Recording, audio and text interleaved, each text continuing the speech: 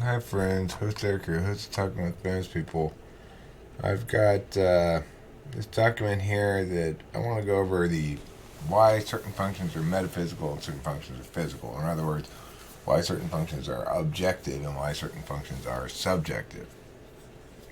Now, I've gone over this before, and I've gotten into a lot of disputes with people about it. Like everybody seems to really want TE to be objective. So let me begin by simply saying objective isn't better. It's uh, it's just more objective. And while it's true that subjectivity can be um, a source of wrongness or a source of frustration for those of us who are rationalists, it doesn't necessarily mean that we should always be objective. There's lots of circumstances in life where we ought to be subjective and we ought to apply subjective calculi. If you want to know what you should do on a Saturday, you're going to apply entirely subjective calculi, hopefully. You might claim that it's objectively wiser to do the thing you're doing than something else, but that's really a form of subjectivity to say that something's objectively wiser. It means more consistent with your goals, which are your goals and therefore subjective. So, okay, let's look at this. Metaphysics. The metaphysics of the metaphysical realm is as follows. And what it means to say the metaphysics, like, when we talk about the physics of the physical realm, we mean the grammar of it, the relationship between objects and gravity, the relationship between light and time, those sort of things are physics questions because they're about the grammar of the ecosystem. Well, the grammar of the metaphysical ecosystem is there are objects, and objects include subjects, agents, and objects. Subjects are things that do things to objects. Agents are a particular kind of subject that is yourself. It's the self that doesn't do things to stuff. So we really only understand other people as insofar as they do things to stuff. They're subjects that do things to objects, or they're objects recipients of other subjects' actions. Only the agent we understand is something that doesn't really take action but exists beyond that. So the vector sources of vectors are agents taking metaphysical action, presumably, or doing something like linkage, that is to say, using metaphysical judgment to link or connect two different objects on a given field to each other in ways that either invalidate one or strengthen both or something like that. The grammar of the ecosystem is conditionality, that is to say, it's bilinear time. It goes both directions, but it has ordinality, so it's linear. So it goes, there are steps, order of operations, and you can conditionally go back in that order of operations. Say, okay, well, now let's pretend we took the other path. What happens? That's fine in the metaphysical world.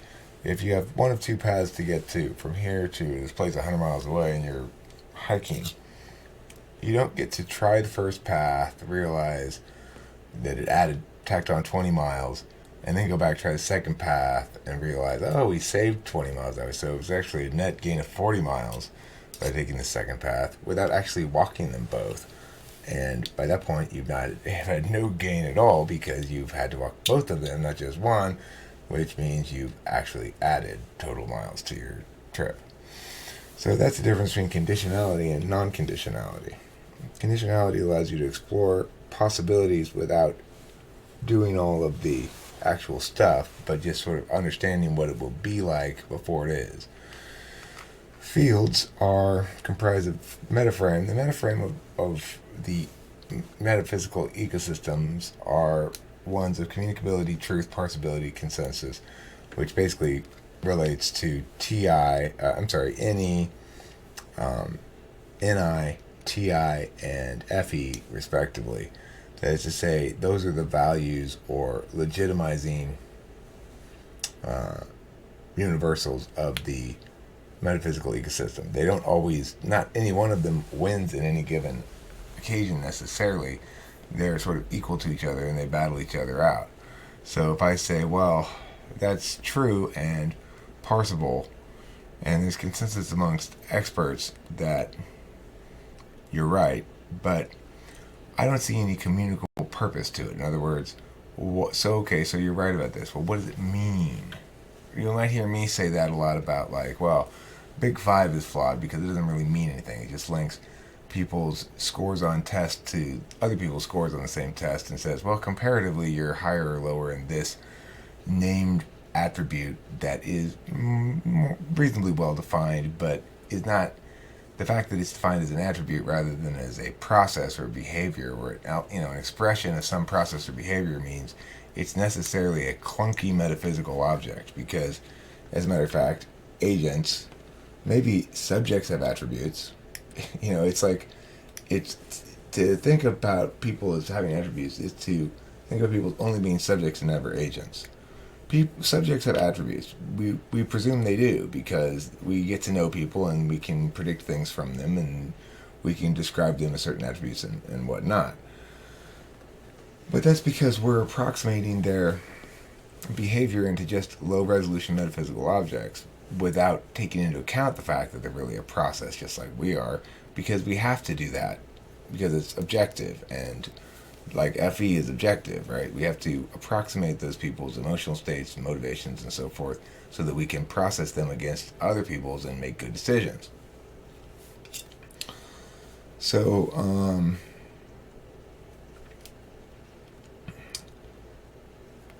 it's turn-based, the conditionality, which means, we look at a succession of moves, so to speak, on the flow. And there's multiple flows on the metaphysical ecosystem. There's the ongoing flow you have of your own life, whether that's positioning yourself in an NI sort of I'm in the center of radiating circles, or whether it's an SI kind of I'm at the front end of a line of past traveling behind me. There's that's your biggest frame ontologically. But that frame exists in the metaphysical ecosystem for everybody, regardless of what type you are. You're going to have some sort of understanding of self that is representational and not actual. So the thing is, of course, we all exist on both planes concurrently at all times.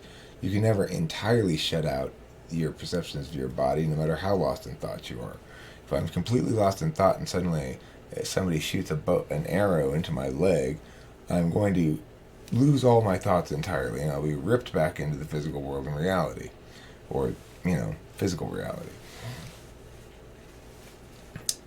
Concurrently, if somebody is very sensory and very physical and experiential in nature, but is, let's say, involved to a kind of, what do you call that? I can't quite remember. Steeplechase. Kind of like some sort of steeplechase American Ninja thing where they have to swing over these things, but all of a sudden they face this reasoning problem that they have to solve to get through the next door. Well, they're ripped out of their physicality, and they have to focus their attention on the words and the meanings and resolve those meanings in such a way that they get the right answer so they get through the door. So you can see that nobody can really ever be entirely in one ecosystem or another, but this is about as close as you get, right?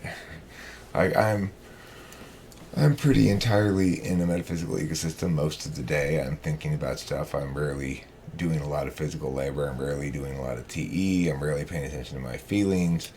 I'm mostly just talking, and I do chores and shit. I do a fair amount of SE shit, really, I guess. That's because it's my 8th slot. But by and large, my biggest link to the physical world lies in the way that I know, and my habitual memory bias, that is to say, always looking to what I recall. Like, okay, well, I've given this example before, like when I'm lost and I'm in the car and I suddenly realize I don't know where I'm going, I always try to think back to home.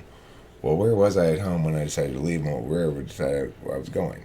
Sometimes there are plenty of other clues around me that I could use. Around me intellectually, like I've been thinking about something I was going to do near the place where I was going, or around me physically, like there's a note that says, get this from Stater Brothers, which would tell me where we're going.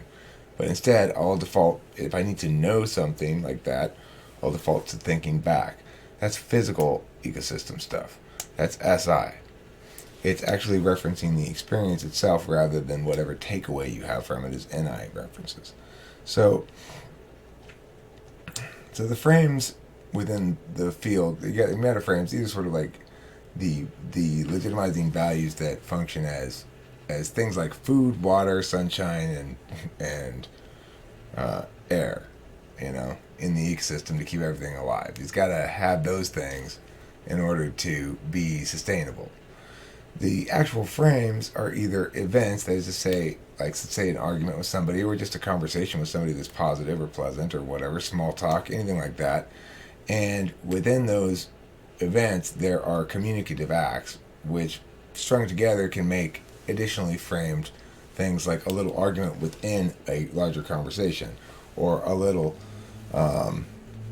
sidetrack to discussing dogs from what was actually during a business meeting or something. So you can see that events are comprised of different communicative acts which form blocks, basically. We would say in debate, blocks of arguments or blocks of communication on a given topic or subject. So this is a representational ecosystem, the metaphysical ecosystem. And when I say it's an ecosystem, what I mean is it's half of how you be, or half of where you be. Half of where you be is in your head, half of where you be is in your body, basically. Data referenced on this plane in your head is communicable. Data referenced attentionally on this plane is objective. It can be accessed and evaluated by all parties equally. That's what makes the data objective, is the fact that whether it's about your feelings or about your words or about the holistic truth that the clues reveal that's external to us all but resonant with us all or available to be checked by us all or something, or whether it's about coming up with ideas like this and putting these ideas out there and making them available for people to hear. It's all about things that can be accessed and evaluated by all parties. Now, NI, you might say, is the least like that. And what that really means is that when NI is attempting to apply itself to issues that are too big, too many variables in a system, and NI will cherry pick some of those variables and conclude conspiracies and stuff. That's going to happen when NI applies itself to systems that are NI resistant. For example, YouTube. You will not get an NI clear understanding of how exactly it is to become a big YouTube star or something, or what exactly it is you should do to make a video successful. Everybody will continually kind of struggle to figure it out because there are too many variables in the situation, and one of them being the individual person's what they want to do, constraining someone. Almost nobody's going to go into this going, okay, if I were going to have a YouTube channel that was going to be maximally successful, given the current environment, where niches are currently filled and what niches need to be filled and how much the growth opportunity is and stuff, what kind of YouTube channel would I make, and now let me do it. Maybe ENTJ would do that, but I think even they would recognize that there's no clear universal answer to that. That it's going to be specific to the person and the niches and what plays and how they play, and it can be specific around a million different things. So NI fails you in YouTube, and if you get your NI too up in the mix with it and you think you've got it figured out and it's not playing out like you think it is, then all of a sudden it becomes conspiratorial, like YouTube's got a thing out for me or trying to get me or something, So in that regard, NI is objective. It's dealing with data that's external, and it's making claims about the external world. It's saying, this is what's true about this. That doesn't make it right. The fact that it's objective, the fact that it's not knowing by an interested form of knowledge. When I know that where I'm going, because I remember back to when I was home and I decided to go there, when I'm driving in the car and I know that way, it's an interested form of knowledge. It's like I'll remember my own experience. But if I'm just knowing from the clues around me, oh, there's a note that says, go to Stater Brothers right there. I see it with my SE. I know with my NI now, that's where I'm going. I don't have to remember back at all. So it's a disinterested knowing. It's saying, well, this is what the clues reveal. The only problem is, disinterested or not, the NI party themselves, the NI user, is not necessarily disinterested. The NI is, but the party isn't. So if I look at a bunch of clues about conspiracy theories, most of which are confirming what I'm thinking, and I'm not really seeking out the data that contradicts it or the arguments against it in full, well then I'm very likely to give my NI way more heavily weighted evidence than it actually than is representative of reality. So that's why NI is often wrong and may seem interested. Like, well, but look how committed he is to this conspiracy theory. Surely you can't say that NI is disinterested. He's so attached to it. He's so interested in it. Well, what really is happening there is he is interested in it, and his NI is giving him, there might be something there, and he's chasing down this rabbit hole, getting more and more clues in front of his NI, which then collapses it to the obvious truth, which he then reconfirms by doing more of the interested searching, but doesn't make the NI interested. It makes it a disinterested calculus of the data that it has. So it's not like the NI person comes to this NI realization because he wants to. It's because he wants to explore this topic, and it's a topic that's conducive to NI overreaction or something. Anyway, NI is the objective knowing function, and it's just not always right. Like anything is not always right. Just because it's objective doesn't mean it's always right. Objects in the ecosystem are binary. This is true of the representational ecosystem. They attain or fail to attain statuses. Like, this is standing, this is not standing, this is good, this is bad. I want to show you this picture, though, too. So I've got these. This is an example, which I'm going to go over here, of the real world, sliding scale ecosystem, and the metaphysical ecosystem. Now, this is not actually taking place here in the sliding scale ecosystem, this example, but the sliding scale ecosystem gets represented by its own representation here in the metaphysical ecosystem, where all of these functions, be they metaphysical or physical, are taking action. Okay, so I'm going to explain this in a second. Let me finish up over here. Objects in the ecosystem are binary. They attain or fail to attain statuses like standing, legitimate, illegitimate, good, bad, whatever.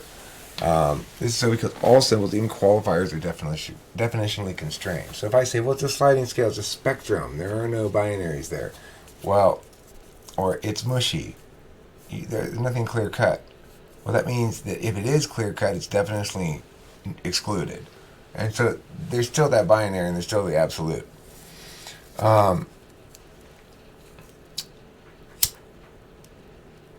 Objects on the field are symbolic. They comprise low-res renderings of high-resolution experiences. The representational ecosystem is a place where things validate through universal legitimacy at the expense of situational correctness. Preserves the integrity of the ecosystem at the expense of tolerating bad instances. So, in other words, but this is really not fair to me. Well, it's a correct application and an equal application of the law, and the law may be unjust, but we have mechanisms to change that, and so in keeping with all these standards and rules and blah, blah, blah, it's appropriate, is what we ought to do, even though it may be unfair in this instance. We can't preserve the fairness of the ecosystem as a whole unless we apply this rule even here, even where we don't want to. That's TI validation, to a certain extent FE validation, provided others are in agreement with it.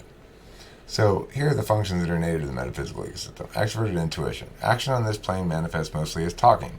This can be thought of as creating new ideational objects on one or more flows or fields.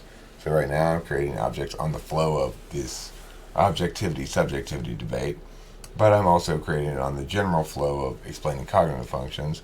It's sort of a side step from my book videos that I've been making, and an opportunity for me to say, I do type people for money. So if you want to pay me $100, that's the price. I've been, Kimberly and a couple other people have gone on me that I have to be firm about that price. I have to have exactly one price. It's $100. So from this point forward, if you want to contact me and and hire me. It costs $100. You can PayPal me, and I'll give you at least 75 minutes. And all of my attention is as thorough and serious an effort as I can to getting down to the bottom of who you are and how your cognitive functions work to express your being, so to speak. Anyway, my email address is ssuartscire@gmail.com. That's suartscire at gmail.com, which is Eric Strauss backwards. And I will email me and I'll give you Kimberly's PayPal address. You can PayPal her and then I'll set up a time. I've had a couple people recently do it. They seem to be happy with it.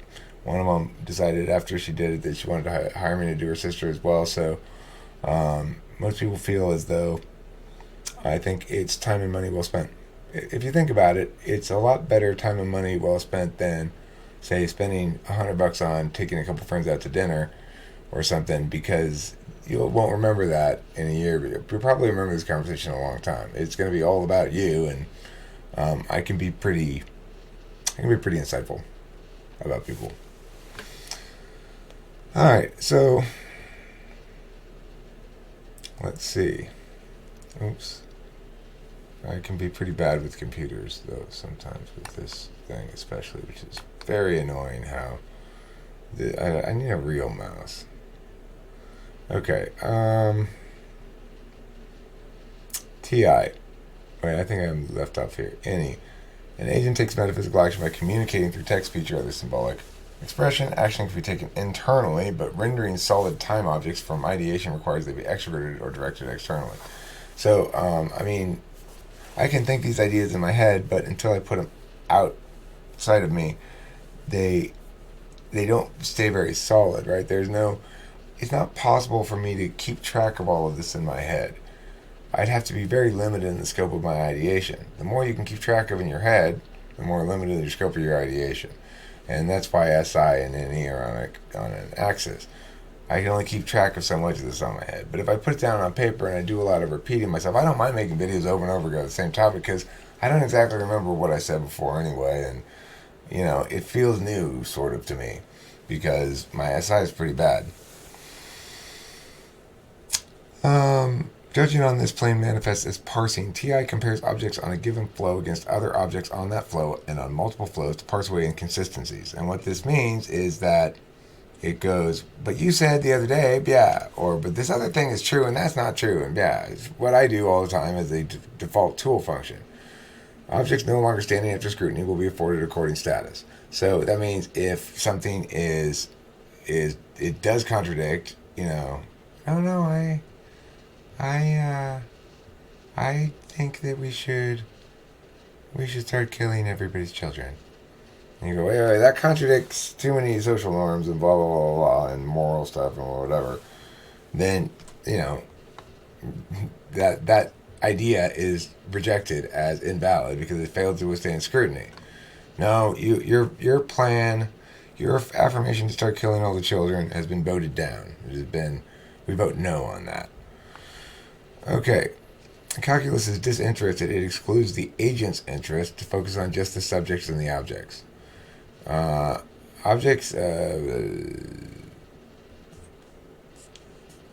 Validated objects are validated conditionally relative to the frame, which is to say, if I agree you're right about this, it means I agree you're right about this for this conversation, for this instance.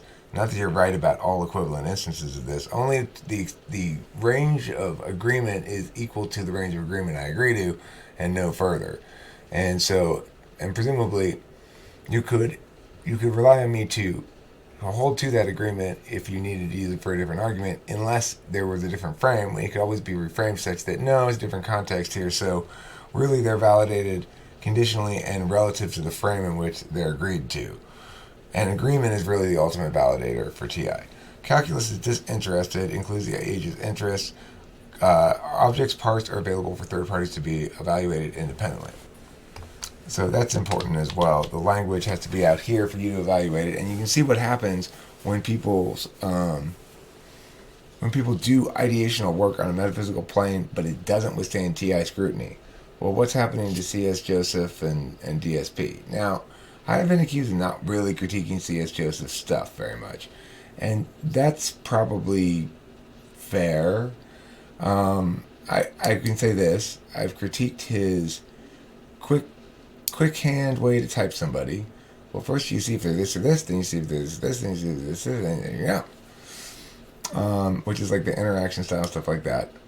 I've critiqued that, and I've critiqued his reliance on the archetypes or metaphorical sort of understanding of cognitive functions, and the way in which that can take away from a reality-based understanding of it by leading one to say things like, oh, you're in your subconscious this, or explain away differences between the data and the reality. So, like, C.S. Joseph acknowledges he's not a regular ENTP, and he even acknowledges that he's never gotten an ENTP on a test of any sort, but insists he's an ENFP because the reason he's so different is he explains it away with a bunch of other stuff.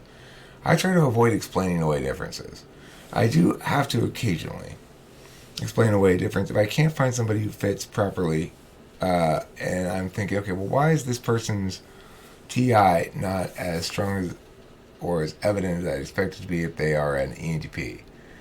But they're clearly not FI, and I might have to explain, okay, well, I mean, just maybe an ENTP with kind of weaker TI, but it's definitely not FI, it's definitely not. The process elimination makes it such it's got to be ENTP, right? So I might have to explain away some inconsistency there.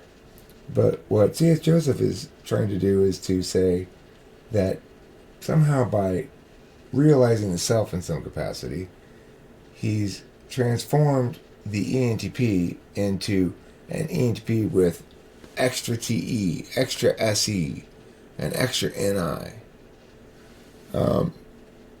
And this is because he spent so much time in his INTJ subconscious, stuff like that, right? Regardless of what you think about all that, he's not talking about cognitive functions at all. He's not talking about anything real, right? He's not saying, well, the reason I'm an ENTP is because I'm ideating a lot. And extroverted intuition is all about ideation. And what I understand ideation to be is a creative endeavor in which I'm coming up with new ideas, or my own ideas anyway, trying to be original and trying also to be correct, consistently with TI. So being an ENTP means I'm going to make sure my presentation is ideationally stout, that it'll withstand TI scrutiny. And being an ENTP makes sure that my ideas are expressed as, at least in some part, in contrast to other ideas, because I want to draw attention to the fact that certain aspects of this are original, at least. And I want to do that because I want the FE gratification. And, it's like he would understand what it means to be an ENTP by discussing what it means to be him, rather than describing the ways in which he's different from a type description and explaining them away with a bunch of metaphor and archetype stuff. That doesn't work for me as a modality in general. I'm going to say, well, the problem here is it doesn't withstand TI scrutiny. I could go into more depth and look more into his videos and critique everything sort of on a line-by-line basis, but frankly, I don't have the time or interest to do so. And I think my reasoning here justifies that. So if you think I still haven't done an adequate job of actually tagging what he's saying or something like that, I would point out that because he's speaking almost entirely in metaphor and in an archetype and relating back to what he already knows to be true, rather than justifying it through some sort of other linkage, through some sort of cross-checking, it's a mess. Going line by line would be neglecting the fact that it's collapsed at the outset with a bad frame. It's not the right frame of reference to understand things, because it assumes people are characters and expressions of a bunch of type descriptions rather than actually beings expressing manners of being. Okay, so FE, based on a metaphysical plane, presumes universals. Everyone wants to be liked and respected, attends to social hierarchy, cares about perceptions, uses consensus to shortcut judge. Now, this is consistent with the other interface function, TE. Both the interface functions have put and get, and sometimes receive, in the mix, because they're responsive in real time and turn-based concurrently, in some sense. But as a consequence, their put and their get are stunted. So instead of FE doing the full calculus themselves with TI, they just check to see what everybody else thinks. Consensus, okay? Well, these experts and these other people, everybody seems to think this here. I'm going with that. Those people probably have all done their TI calculus on their own, so I don't need to do mine. I'll just use theirs. I find the smartest guy and use his or something. I don't know. The get function, or the judging function in this instance, is shortcutted, and FE has replaces its own judgment for that. It just says, okay, well, I just use my social judgment on the matter.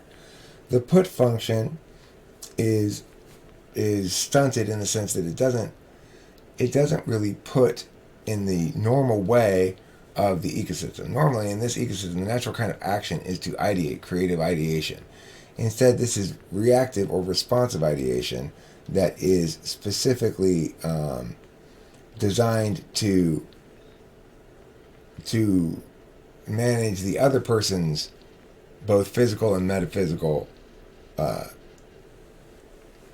ecosystems in order that you might make desired adjustments to your perception of yourself as perceived by others in the metaphysical plane. Okay, let me look over here and look at this thing that I was doing so I can talk you through this, and then we'll end this video. This has gone long.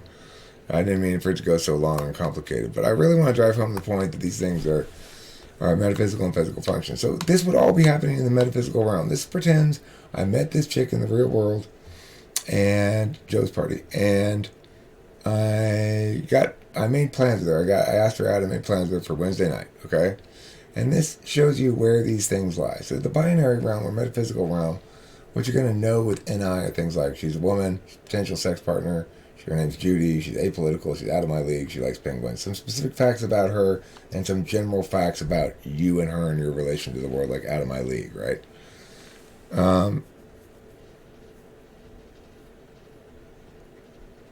This would be a consistency-based critique. It's saying, okay, well, but this is inconsistent with some words you said a little while ago, Eric, where you said, yesterday you told Joe you weren't only going to date women your own age, and then here's this chick and she's only 29 years old and you're 47, and so that's inconsistent with what you previously said. This is a TI critique. This one, what will I wear? FE concern.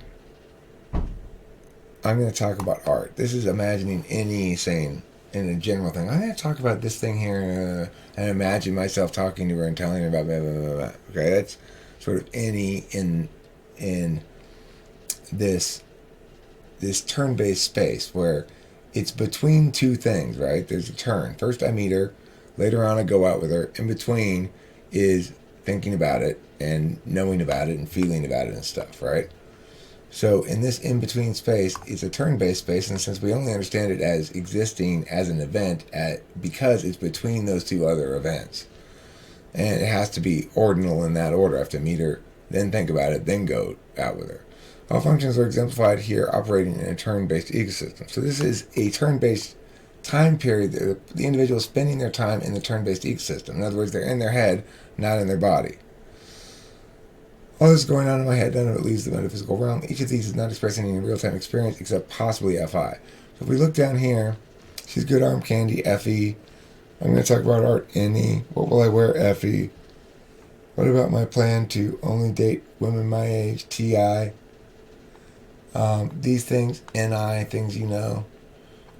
These things, SI, met at Joe's party. Yeah, you remember where we met. I remember where we met. I remember how I felt when I saw her, would be SIFI, potentially. We have plans to meet, there could be some FE in there too, but I say FI, SIFI. So it's safe to put it down here. We have plans to meet Wednesday night, SI. I'm going to try to hump her, SE. So this is taking action on a metaphysical plane in turn-based time. Even though you have a physical action function, you're still taking some sort of metaphysical action, thinking, ooh, I'm going to hump her, I'm going to bend her over, That's taking physical action on a metaphysical plane in the sense that you're using SE to drive the ideation, I guess you'd say. And you're thinking about what you're going to do rather than what you're going to say. And then I'm going to watch a YouTube video on getting girls to fall in love. This would be a TE sort of approach. okay, I've got a problem here. This girl seems to be out of my league. So a person theoretically might NI think this person's out of my league. Might FI think I really like her. Might TE think I'm going to watch a YouTube video on getting girls how to fall in love with me. Might FE think about how to get her to fall in love with you yourself, right? You don't need a YouTube video. You think, well, I know this shirt's going to impress her. I'm going to talk like this. I'm going to do these things. So I'm an FE, beast. To remember, we have plans to meet again on Wednesday night. This SI thing. To remember how you felt when you saw her. That's SI-FI, like I said. And these are the physical functions. FI, TE, SI, SE. And these are the metaphysical functions. NI, TI, FE, NE. Okay, so that brings this video to an end. I hope I convinced you that, in fact, those are the metaphysical functions, and that the physical functions are different than the metaphysical functions, and that TE is, in fact, a physical function. Just to drive this point home, whereas this interfaces with presumed universals, TE interfaces with presumed particulars. And this is why the very best universal rule for TE is not a universal rule at all.